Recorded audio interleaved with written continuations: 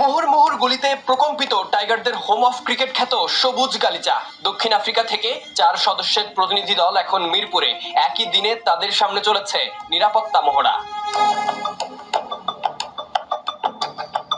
ফাঁকা ফায়ার করে প্রতিরক্ষার বিভিন্ন কৌশল ফুটিয়ে তুলেছে। মাঠের নিরাপত্তা সহ আকাশ সীমা থেকেও যেন সবকিছু নিয়ন্ত্রণ করা যায় তারই মহড়া চলেছে। আর দক্ষিণ আফ্রিকা দলের নিরাপত্তা বিষয়ে কতটুকু তৎপর বাংলাদেশ, সেটাই দেখেছে দক্ষিণ আফ্রিকার প্রতিনিধিরা।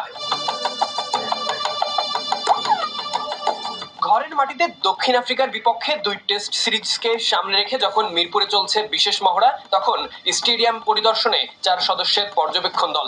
প্রথম টেস্ট শুরু হওয়ার কথা 21শে আগস্ট থেকে মিরপুর শেরেবাংলা ক্রিকেট স্টেডিয়ামে। সব ঠিকঠাক থাকলে 28শে অক্টোবর থেকে চট্টগ্রামের জহুর আহমেদ চৌধুরী স্টেডিয়ামে অনুষ্ঠিত হওয়ার কথা বাংলাদেশ এবং দক্ষিণ আফ্রিকার মধ্যকার দ্বিতীয় টেস্ট।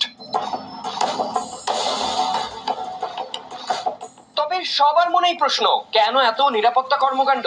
দেশের বর্তমান পরিস্থিতিতে দক্ষিণ আফ্রিকার খেলোয়াড় এবং কর্মকর্তাদের নিরাপত্তার বিষয়টি নিশ্চিত হতেই গতকাল চট্টগ্রাম সফর এবং আজ ঢাকা সফর করেছে দক্ষিণ আফ্রিকা বোর্ডের 4 কর্মকর্তা।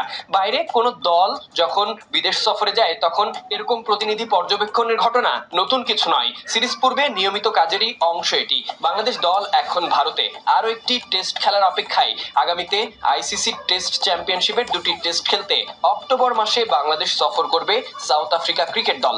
আর সেই সিরিজকে কেন্দ্র করে এত আয়োজন।